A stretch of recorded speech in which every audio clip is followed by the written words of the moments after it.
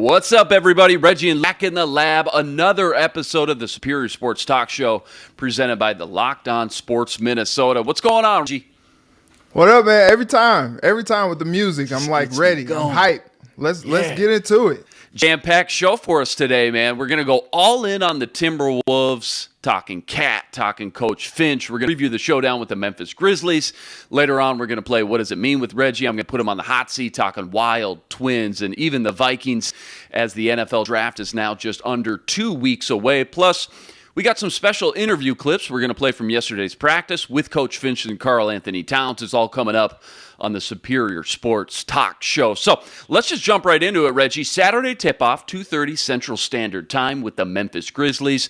First, let's just take a quick step back and look at this season as a whole. I want to ask you, explain to us what's made this Wolves team so much different from the ones in the past, exceeding expectations, going 46-36 in the regular season and locking up that 7th seed in the Western Conference. You know, I think what's interesting about the Timberwolves this year is they are together. You know, they enjoy being around each other. There's just such a fun energy and just a swagger to this team. Jared Vanderbilt talked about that. He was talking about, like, you know, we're going to play Memphis and their swag is just through the roof and ours is too. And so it's interesting because before the season started, Patrick Beverley declared that they were going to make the playoffs. And he kind of willed them into that because they kind of hit a lull at the start of the season a little bit. And he kind of rallied the team together and was just like, hey, you know, what's your role? What are you doing?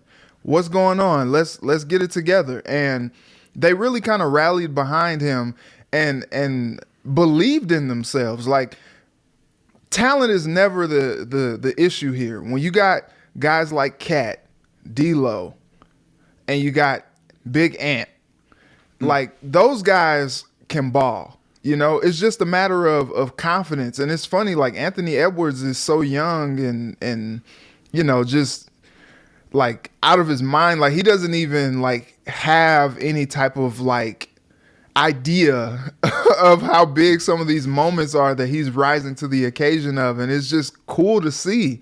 And, you know, Cat has really been like a catalyst for the team on and off the court, and they're kind of going as he leads. And as we saw in that last game, like, even when he's not having his best game, they are still going to rally around him and pick up the slack when they know, like, usually they could count on Cat to get them where they need to go. And this time they kind of had to carry their brother, and he was very appreciative talking about that yesterday. But I think the coolest part about what's going on with the Timberwolves is just their energy and their connection together. And I think that kind of spurred some of those long winning streaks that we saw and really helped them get to this point. So many different X factors. You mentioned it. Anthony Edwards, D-Lo, Pat Bev, but Karl Anthony Towns has been the focal point coming off that Clippers game, going into this big series, again, as the leader of this team. You caught up with him at yesterday's practice. I want to share just about 2.5 minutes with him from yesterday's practice right here.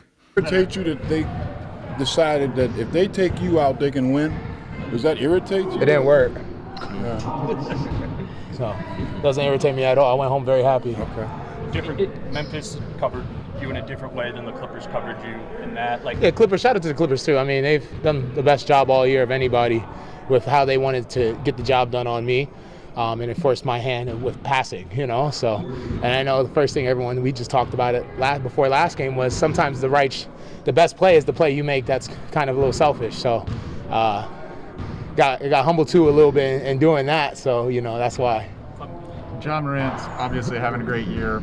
Your thoughts on what you like about his game? I think he's taking his game to the next level. He's found ways to finish in the paint at a higher rate. He's number one in paint finishing and paint points. So he's done a great job of utilizing his athletic ability and his God-given talents and his intangibles and athleticism to his advantage. So shout out to him. Had a great talk. My friends are good. My dad's good friends with his dad. Feel very confident in our friendship with me and him. So it's gonna be exciting to go out there and compete. Karl, how tough were they to keep off the offensive glass in your previous meetings this year? I mean, they're a good offensive team, obviously. They're number one. I think, they're like on a rate right now to be historically the best offensive rebounding team of all time. So we got some work to do, and especially me. So I got to do my job at a high level, and regardless of its points or anything, it has to end up being rebounds for me, because that's what's going to really win us the game, the transition defense and rebounding. Karl, do you see similarities between you and Memphis, two young teams that do play with swag, that do have confidence going into each game and kind of wear it hard on your sleeve?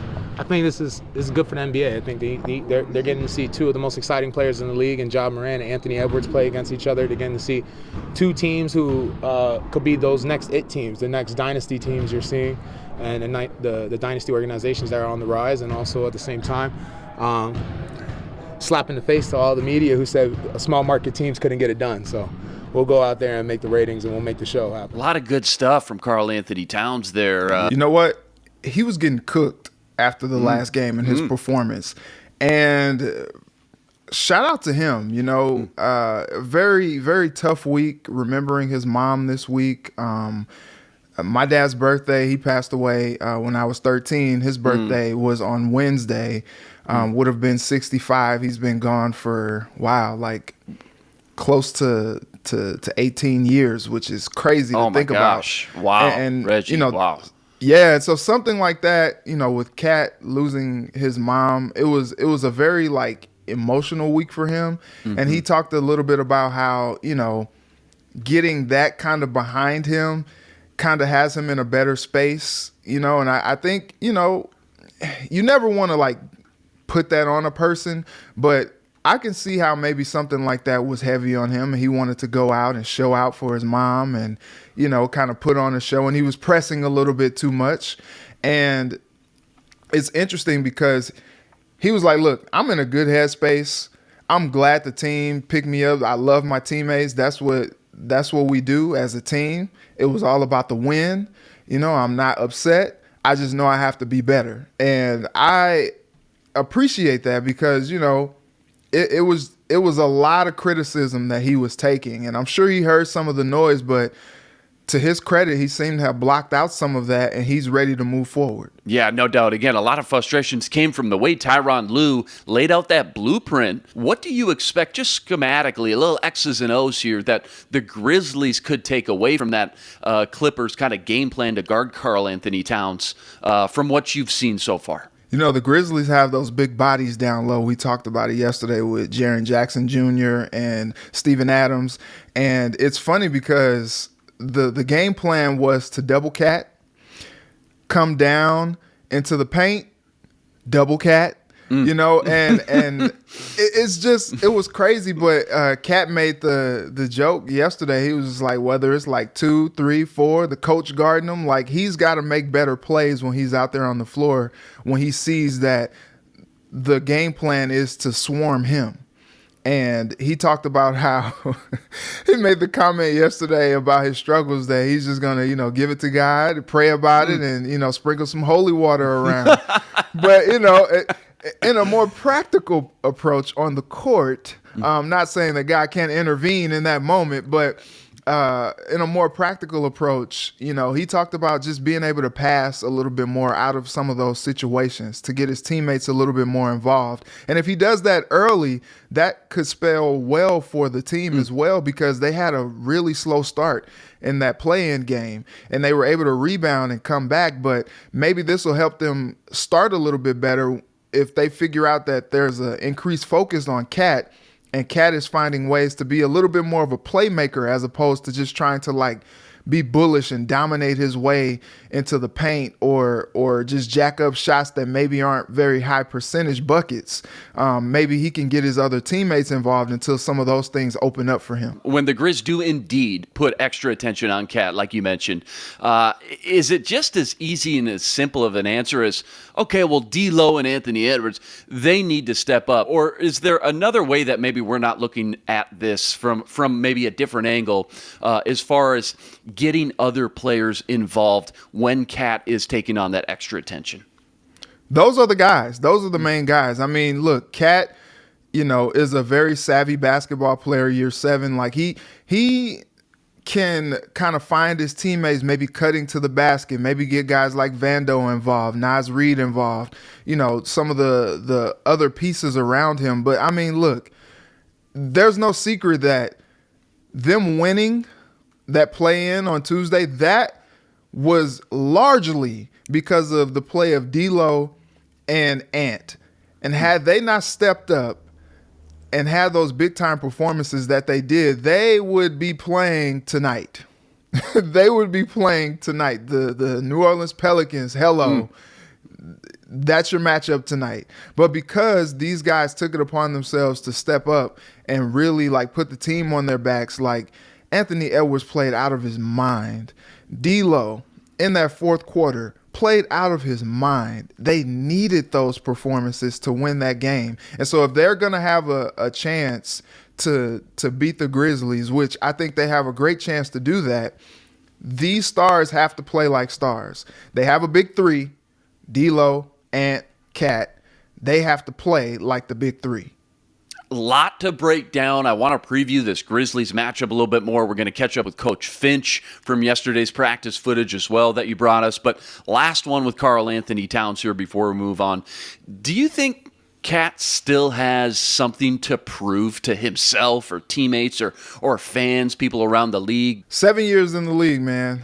7. Wow. And he's still so young, so talented. But in this league, we are measured by wins and losses. And whether or not he maybe says it publicly, there is a little bit of pressure on him to produce. You know, like he's the star of the team. That team will go as he leads. He needs to dominate. You know, those early teams with Dwight Howard, he was wheeling those teams to the NBA Finals, to, you know, the Eastern Conference Finals every year. Like, he was proving his mettle. And I think that's what Cat has to do. The tough part is like, Cat has never had, you know, with the exception of that team that went to the playoffs in 2018, he hasn't had the type of talent around him to make a run like he's doing this year. And so this is his time to shine. The lights are bright. This is time for him to show what he can do. You know, when he was at Kentucky, the lights were bright every night. Every game was important. And it's been a while since he's been in that type of a situation. Now, I do think that he can rise to the occasion, but there are so many doubts. It's so funny, too, because it was like when he had that bad game, it seems like there were people waiting in the wings to be like, oh, see, I told you so. See, Jimmy Butler was right. You know, all that crap. And I think it's not fair, one, to him, but also he hasn't really been there before, you know? Like, you look at the Suns with Devin Booker, you know, he had never been there before. You know, him and Cat, the biggest games they had played before they got into the league was at Kentucky. You know what I mean? And so I think what the Suns are doing now, they're a finals favorite at this point. And Booker is showing and proving what everybody thought about him the whole time is that he's a superstar. Cat is also a superstar, but he hasn't gotten a chance to play in these type of games. This is his chance to show and prove and show the league, put the league on notice, put everybody on notice that he's here and he's coming. Let's keep the Wolves talk going. Shift gears a little bit, Reggie, to Coach Finch, because he picked up that well-deserved contract extension. We talked about that last week. But, Reggie, just tell me, how big of an impact has Coach Finch had in progressing, in developing this young, talented field roster? Man, the team is like night and day from last year, right? Yeah. Like, wild. The talent was there last year, you know, but they're putting it all together, and they have like the guy that is stirring the pot the right way, you know, like, you know how you have like all the good ingredients. I just came back from Houston not too long ago. You got all the good ingredients to make a good gumbo, right? You got the chicken, you got the seafood, you got the okra, and you know, like all that good stuff that's in there. You're like, these are great elements, you know, great elements that should make a really good gumbo, you know, but you need a good roux. You know, you need that good roux. If you don't have a good roux, the gumbo is going to be trash, right? And I think Chris Finch, for lack of a better comparison, is the roux that stirs this gumbo all together, because they have reached the potential that, you know, many fans have been waiting to see since Cat has been here. And he's saying the right things. He's doing the right things. He has the experience of a coach that is great for a young team. He seems to kind of give them a little bit of leeway to just kind of be themselves, but also be that disciplinarian in the fact that, you know, he's able to steer things back in line when things are kind of going a little bit off script. And so I think he was just a perfect guy to come in here and really kind of right the ship, and it's evident seeing where they are right now. Coach Finch came in with a nice, talented young roster, but you're right, man. With that he gave it that little chef's kiss, and it's been evident clearly his fingerprint that he's put on this team, no doubt. You caught up with him at yesterday's practice. He talked Karl Anthony Towns. He talked Ja Morant. He previewed this series coming up Saturday, 2:30 tip-off against the Grizzlies. Let's check out 2 minutes of that here real quick. You're playing a team like Memphis. They're very similar to you in terms of how deep they are. Is that a good matchup for you? Yeah, I mean, they have one of the better benches in the league for sure. But we feel we do too. I think it's an intriguing part of the series is which second unit can kind of like take control of those minutes. Do you think he was pressing maybe too much the other night? Yeah, maybe a little bit. I mean, maybe a little bit. We knew what the defense was going to look like. I thought he had a couple opportunities that maybe he pressed on. I'm not worried about Cat. I'm really not. He'll be fine. A lot of balance, especially whenever you look at your record against Memphis this year. Do you take anything away from your previous games going into this one, knowing that it is a long series? Well, yeah. I mean, I think we haven't played them 4 times, and we have a good feel we think might work against them, and what we might have to expect as an adjustment, and vice versa. So, yeah, I think playoff series has a little bit of a different animal. As things unfold, obviously it's about adjustments, but of course, I think we have a pretty good feel for who they are. Just wanted to ask about Ja Morant, what you like about his game and the challenges of slowing him down. Yeah, well, he's fearless, and that's what I love about him most. He's absolutely fearless. He's an offensive microcosm unto himself. Just lives in the heart of your defense, in all the ways possible, transition and half court. It's just a total game changer. I think the biggest challenge for young teams in the playoffs is maintaining an even keel no matter what happens. Win or lose, the narrative swings so wildly in the media and everywhere else about what's just happened. There's always a lot of basketball left to play. You make your adjustments and you move on. What was the response in practice today after Tuesday? You mentioned it was like a playoff game, was to get into the playoffs. So what's the response been like after that actually getting a win? Yeah, we didn't talk at all about the other night. Yesterday was an off day for us, so we were able to separate ourselves mentally from that. We enjoyed it very appropriately, I thought. And today we came back, focused on Memphis. All business, guys are excited. So piece by piece, we'll be ready by Saturday. We heard from Coach Finch there, and we've talked a lot about how the Grizz is going to game plan against Karl Anthony Towns. Mm-hmm. But if you're Coach Finch, what's his game plan, just maybe from an X's and O's standpoint, or however you want to look at it, whatever angle you want to take, Reggie, as far as how he's going to game plan against Ja Morant and the rest of the Grizzlies? Man, Ja's gonna be Ja, right? Right. It was so funny yesterday. He was just like, we haven't changed. We're not ducking any smoke from anybody. And when you have that type of approach from a team and from their star player, their leader, it's like, man, watch out for them, And I think that's why it's going to be important for the Timberwolves to start fast. Because if they don't, it might get a little ugly quick, because when you're in Memphis and that crowd is roaring like that and you got Ja Morant playing at a high level, like the steamroll can come, And I think what's tough about that is game planning for Ja Morant is weird because it's like, yeah, okay, maybe you try to, game plan for him to be a jump shooter because he's not as well of a jump shooter as he is at attacking the basket. And maybe it's like, okay, maybe you do that. But then now you have to worry about not just his shooting ability, but now him kicking it out to other guys, getting other guys involved that are just, we talked about Jaren Jackson Jr. on the defensive end, but like he's also a growing dangerous player on the offensive end as well.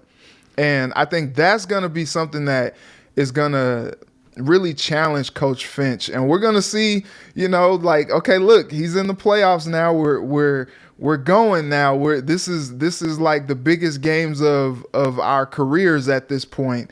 Like, we're gonna see what he can do as far as game planning in these critical games of this series. I'm interested to see how they control the paint too, Reggie, because remember the Grizzlies averaged 57.6 points in the paint, easily the most in the league. But like you said, Ja's gonna Ja one way or another. You can't stop him. You can only hope to contain him. My question is, when I look at just such a young, inexperienced roster, how important is it going to be for these guys to just settle down early, keep that even keel, and just go play basketball?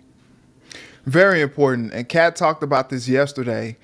Look, they saw what it's like to get punched in the mouth early and have to rebound. And so it's like, no, it wasn't necessarily a playoff game, but it was a postseason game and a game that really mattered to them and for their pursuits. And I think that game gave them some confidence that they can withstand a team's best blow and come back and still win the game.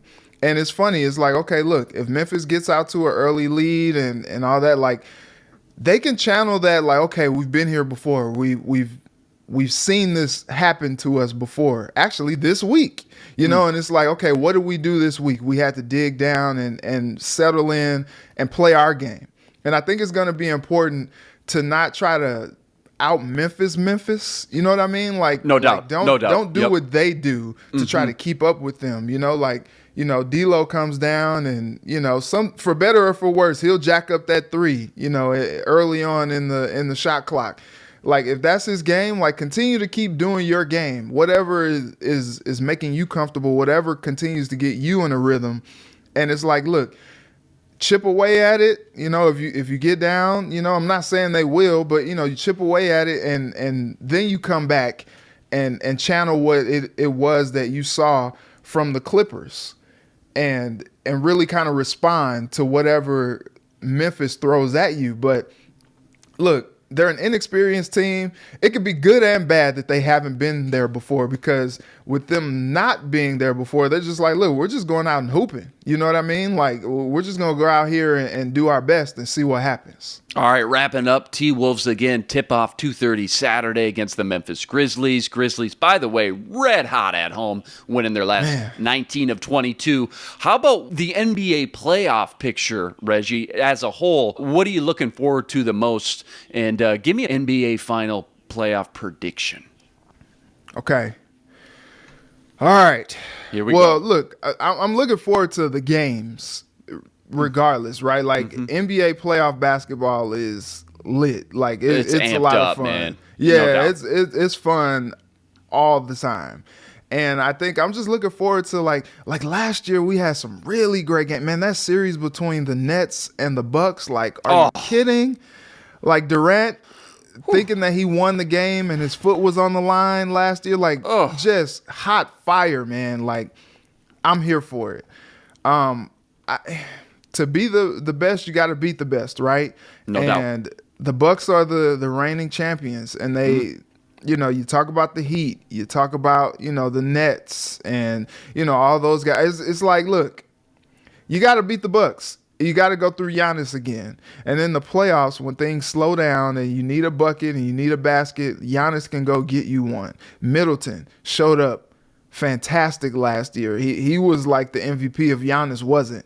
And so I'm almost thinking that we might see a finals rematch, the Suns and the Bucks again, but I think I give the advantage to the Suns if Chris Paul is healthy. Suns, Nets in 6. Count it. Done. Okay. Yeah, right. Kyrie. I can see that. Kyrie and Durant getting hot right at the last time. You mentioned it. To be the best, you got to beat the best. If they win this series against Boston, they're going to have so much momentum on their side. Nobody's going to want to play them. Obviously, it's a long shot. I put $10 down in Vegas. Man, that would net me $200, but long shot. But I'm excited to watch those Brooklyn Nets for sure. All right, plenty of Wolves talk that we just recapped. Again, shout out to Reggie getting us some great footage from yesterday's practice with Coach Finch and Karl Anthony Towns. I'm looking forward to it. Ja Morant, Anthony Edwards, Cat. Don't forget about Bane, Jackson, Brooks, D'Angelo Russell. Remember, D'Lo, he dropped 30-plus in 3 games against the Grizzlies. He's going to be a key factor. Bane, 23, I mentioned it yesterday, a candidate for most improved player and one of the league's most lethal three-point players. So plenty of talent up and down both these teams. Two small market teams, too, I think is really good for the NBA. Again, tip-off 2:30 Saturday. Rest assured, Reggie and I will be here Monday morning to recap all the action. Okay, Reggie, on to my favorite segment. What does it mean? I'm going to put you on the hot seat, put you through the gauntlet. We're going to talk about all the hot topics going on in Minnesota sports right now. Here we go. The Minnesota Wild won last night in overtime versus the Dallas Stars, 3-2, thanks in large part to Kevin Fiala's 2 goals. However, both the Avalanche and the St. Louis Blues came away with victories as well. So what does it mean for the Wild's final 9-game stretch when it comes to just this lack of breathing and wiggle room they're facing when it comes out to losing that 2 seed and dropping to the 3rd place with the Blues? Man, look, I'm from St. Louis, and all of the guys that I follow on Twitter from St. Louis are like, man, the Blues are getting hot at the right time. And it's just like, oh, man. I don't like that. Oh, man. I don't like this. I don't either. And it's just interesting because, the Wild had the 2-1 lead, and it was like, okay, just got to hold on. And then when the Stars got that goal, it was just like, oh, man, here we go. And then the freaking overtime. Look, that's why you get Marc-Andre Fleury. No doubt. Like, are you kidding? He comes out of net with the outlet pass to Freddie, and Freddie knocks it in. Like, that was beautiful. Like, I'm not even a hockey guy by like trade, but I looked at that and I was just like, that was amazing. Keep doing stuff like that. Like, that's why you got Flower here. That's why he's here. And it's just like I said yesterday. They just got to keep winning, man. Like, there's no other thing to do but to keep winning, to keep pace, because those other teams that they're fighting for a spot with up top, like, they're going to continue to keep winning too, it looks like. So it's like you keep winning, you keep pace, and you just see what happens. The Minnesota Twins, they start their 4-game series on the road in Boston today versus the Red Sox. Joe Ryan set to hit the mound this afternoon. What does it mean for the Twins and just how important it is to start out hot here and kind of find their footing and identity and start to rally some momentum against the Red Sox after this slow and sluggish 2-4 start to the season? They need the bats to be the bats. Come through. We got Buxton, we got Correa, we got Sanchez. Like, they need those guys to like rake. Like, come on. Like, Sanchez needs to channel that inner Yankee in him and try to kill the Red Sox. Like, they need that. And they also need just some consistency from the pitching staff. We saw them once before. It's now come back around to Joe Ryan, and he did pretty good on an opening day. I think we just need to see some consistency from them. That bullpen is a little bit of an issue after that first week.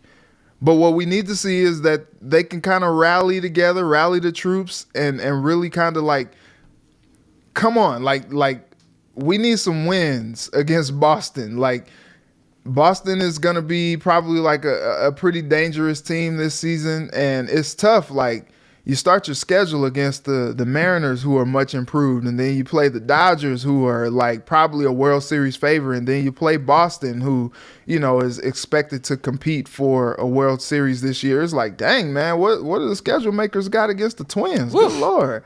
Man. It's like, could they get some some little softballs in there before they have to, why couldn't they play the Rockies or something? You know what I mean? Like, could they just get a little lean. Throw me a bone here, right? Yeah, like, what are we doing? What are we doing? So I think what we have to see is just, like, they have to play up to their potential. It's tough because they're still kind of learning about each other and trying to figure things out. Didn't have a long spring training to really kind of hash things out and figure out who they are and get into a flow. But, it's go time. Last one, Reggie on the hot seat. The Colts added big-name free agent cornerback Stephon Gilmore to their secondary, kind of sniping the last big-name cornerback on the market that remains. So the chances were slim the Vikings were probably going to target him. I think the fact remained that they still need more help at the position. So with Gilmore now gone, what does it mean for the Vikings draft plans? And with no other free agents officially left, will they now be forced, kind of pigeonholed here, to draft a cornerback with that 12th overall pick? No, I don't think so. I think they have enough in place where they can kind of be at the top end, with Pat Pete and guys like Dantzler and, things like that. But, like, what's interesting to me is we still say best player available at 12. And if the corner is not there, maybe a Stingley is not there, I don't think you reach up and stretch for McDuffie or, any guy like that. Like, I think maybe you draft best player available.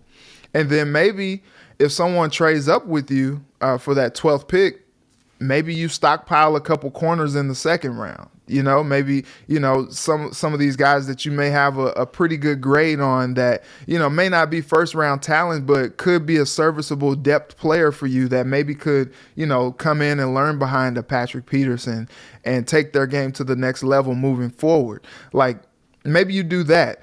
I am not in favor of them swinging for a knee because usually, with the exception of some quarterbacks, some, not all, with the exception of some quarterbacks, usually when you swing for a position of need in the draft, doesn't really work out that well. Does not bode well. No, not at all. I don't want to see them do that. No, you always go BPA no matter what. Again, you look back 2-3 years from then and you say, man, I reached on a position that we needed, but with free agent off seasons, teams change, rosters change so much from year to year. You always just take the best talent, the best player available, and no matter what the depth chart looks like, talent will always outweigh positional need, and they'll find a way to make an impact, no doubt. Remember, they could always move down. Again, we talked about the Steelers or the Saints yesterday's show. McDuffie might still be there at 18 or 20, or Andrew Booth Jr. from Clemson. So a lot of options, as you mentioned as well, for the Vikings with that 12th pick. Reggie Wilson, follow him on Twitter at Reggie Wilson TV, and on Care 11, I'm Luke Inman on Twitter at Luke_Spinman. He's Reggie. I'm Luke. Until Monday, signing out. Stay blessed. Spread love this weekend.